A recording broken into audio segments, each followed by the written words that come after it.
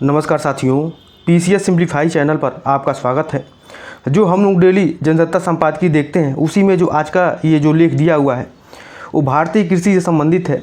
और बता दें कि आपका जो यूपीपीसीएस और आरओ में कृषि से संबंधित, कृषि उद्योग और व्यापार से संबंधित जो है कि निबंध लिखने के लिए आता है तो उसी संबंधित लेख दिया हुआ है। तो चलिए देख लेते हैं क्या है। उससे पहले कल्पमेधा में देख लेते हैं क्या दिया है। जो व्यक्ति अपने पास मौजूद रहने वाली चीज़ों से संतुष्ट नहीं है वह भविष्य में मिलने वाली चीज़ों से भी क्या है तो संतुष्ट नहीं होगा, ये सुकरात ने कहा है। तो देखिए क्या है यहाँ पे आज का जो लेख है, सहकारिता का भारतीय कृषि में योगदान। तो देखिए सहकारिता जो है, सहकारी जो क्या होती है, तो भारत में देखा है तो 3 स्तरीय होती है सहकारी ऋण संरचना है। कौन कौन से? तो भारतीय प्राथमिक कृषि है, ठीक है, प्राथमिक कृषि है। और ऋण पैकेज समितियां हैं गांव स्तर पर देखा है तो गांव स्तर पर, उसके बाद से जिला स्तर पर। और राज्य सहकारी बैंक हैं जो राज्य स्तर पर हर गांव में क्या है तो उपस्थित हैं, जो सहकारिता में सहकारी हैं। और देखा है तो इसका क्या भारतीय कृषि में योगदान होता है, तो हम लोग इसके बारे में जानेंगे।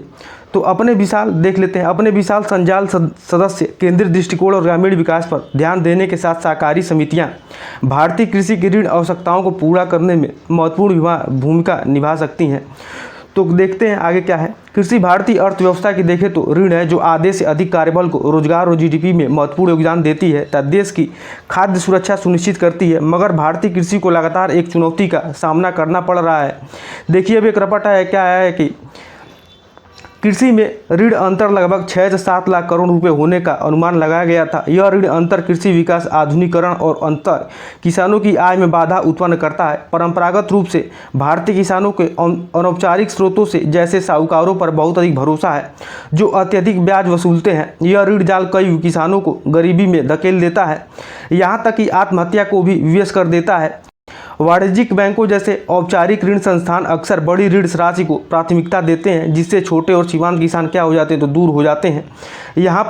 यहीं पर सहकारी समितियां आशा की किरण के रूप में उभरती हैं और अपने विशाल संजाल सदस्य, केंद्रित दृष्टिकोण और ग्रामीण विकास पर ध्यान देने के साथ सहकारी समितियां भारतीय कृषि की ऋण आवश्यकताओं को पूरा करने में महत्वपूर्ण भूमिका निभा सकती हैं। जब से सहकारिता विभाग को क्या किया गया है तो कृषि मंत्रालय से अलग कर एक स्वतंत्र मंत्रालय बनाया गया है, तब से सहकारिता क्षेत्र में क्रांतिकारी सुधारों की क्या है तो उम्मीद जगी हुई है। आज भारत में 8.5 लाख से ज़्यादा सहकारी समितियों का मजबूत नेटवर्क है जो कृषि, डेयरी, आवास जैसे विभिन्न क्षेत्रों को क्या करता है तो मदद करता है।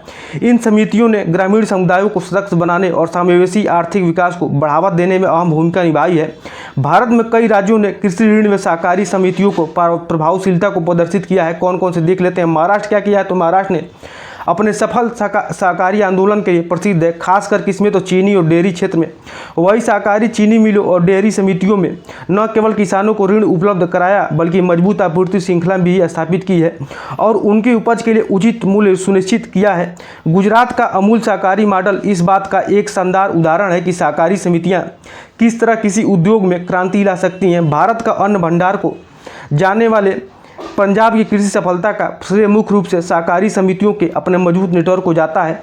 इन समितियों ने आधुनिक कृषि तकनीकों के लिए ऋण उपलब्ध कराने में महत्वपूर्ण भूमिका निभाई है, जिससे किसानों को उत्पादकता और आय में वृद्धि हुई है। भारत की 3 स्तरीय सहकारी ऋण संरचना है। कौन कौन से देख लेते हैं। प्राथमिक कृषि ऋण समितियाँ गाँव स्तर पर, जिला केंद्रीय सहकारी बैंक है जिला स्तर पर और राज्य सहकारी बैंक है एसएसबी।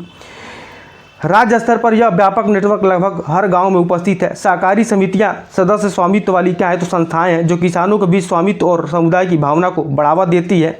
मानकीकृत ऋण उत्पाद वाले वाणिज्यिक बैंकों को विपरीत सहकारी समितियां लचीले पूर्ण भुगतान कार्यक्रम, छोटी ऋण राशि और निजी कर्जदाताओं की तुलना में कम ब्याज दरों पर ऋण योजनाएं तैयार कर सकती हैं। ये बीज, उर्वरक और उपकरणों के लिए अल्पकालिक ऋण, सिंचाई या पशुधन के लिए मध्यम अवधि के ऋण जैसे छोटे पैमानों की खेती की विविध आवश्यकताओं को पूरा करते हैं। तो देखिए क्या होता है, अल्पकालिक ऋण भी होता है और मध्यम अवधि के ऋण भी होते हैं।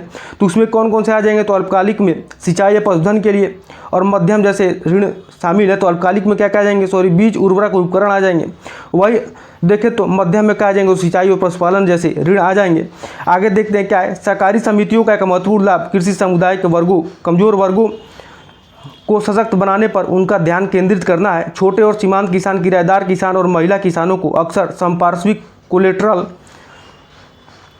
सुरक्षा या अपर्याप्त दस्तावेजों जैसे कारकों के कारण औपचारिक ऋण प्राप्त करने में कठिनाई होती है। सहकारी समितियां इन वंचित समूहों को ऋण देने को प्राथमिकता दे सकती है। यह न केवल सामाजिक समानता बल्कि समावेशी कृषि विकास को भी बढ़ावा देता है। यह किसानों की अल्पकालिक और दीर्घकालिक दोनों ऋण आवश्यकताओं को पूरा करती है।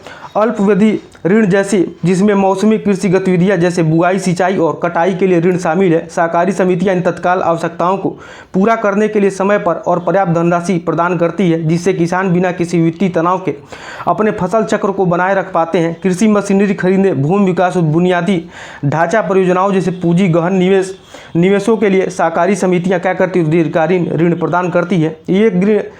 ये ऋण कृषि क्षेत्र में आधुनिकीकरण और उत्पादकता बढ़ाने में मदद करते हैं। सहकारी समितियां प्रतिस्पर्धी कीमतों पर गुणवत्ता वाले बीज, उर्वरक, कीटनाशक और अन्य कृषि उत्पादों के लिए विश्वसनीय स्रोत के रूप में कार्य कर सकती है। इससे किसानों को बिचौलियों के शोषण से बचने में मदद मिलती है। फसल कटाई के बाद होने वाले नुकसान भारतीय किसानों के लिए बड़ी चिंता का विषय है। एक अनुमान के अनुसार भारत को वार्षिक फसल कटाई के बाद खाद्यान्न में 10 से 15% के बीच नुकसान का सामना करना पड़ता है, जो ज़्यादातर अपर्याप्त भंडारण सुविधा और अकुशल वितरण नेटवर्क कारण होता है। यानी हर साल देखें तो लाखों टन कीमतें भोजन बर्बाद हो जाती हैं।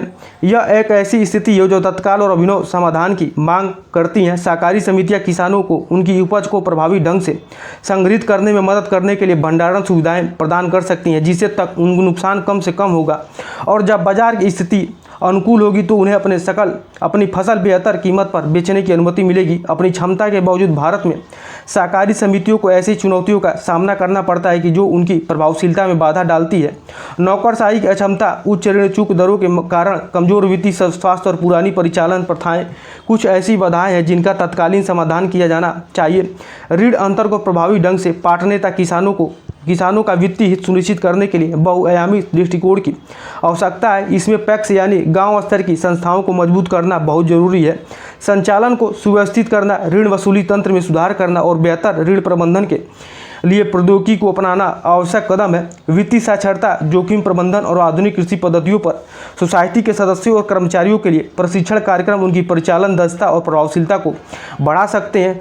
प्रौद्योगिकी को अपनाने में सहकारी समितियों के कामकाज में क्रांतिकारी बदलाव आ सकता है। मोबाइल बैंकिंग, ऑनलाइन ऋण आवेदन और डिजिटल रिकॉर्ड रखने से पारदर्शिता बढ़ सकती है और ऋण प्रसंस्करण दक्षता में सुधार हो सकता है।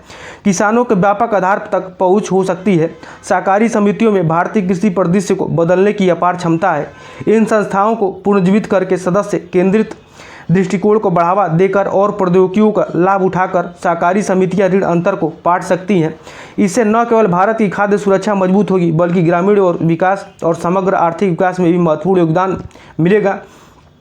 सहकारी समितियां प्रतिस्पर्धी कीमतों पर गुणवत्ता वाले बीज, उर्वरक, कीटनाशक और अन्य कृषि उत्पादों के लिए एक विश्वसनीय स्रोत के रूप में कार्य कर सकती है। इससे किसानों को बिचौलिए के शोषण से बचने में मदद मिलती है। फसल कटाई के बाद होने वाला नुकसान भारतीय किसानों के लिए एक बड़ी चिंता का विषय है। एक अनुमान के अनुसार भारत को वार्षिक फसल कटाई के बाद खाद्यान्न में 10 से 15% के बीच नुकसान का सामना करना पड़ता है, जो ज़्यादातर अपर्याप्त भंडारण सुविधाओं और अकुशल वितरण नेटवर्क के कारण होता है। तो देखें तो आजकल एक बहुत ही महत्वपूर्ण दिया हुआ है, तो आप लोग इसको अच्छे से देख लीजिएगा, ठीक है। और जल्दी मैं निबंध को लेकर के निबंध के कैसे लिखा जाता है, क्या फॉर्मेट होता है, एक वीडियो लेकर के उपस्थित रहूँगा। तो आज के लिए इतना ही। बहुत बहुत धन्यवाद।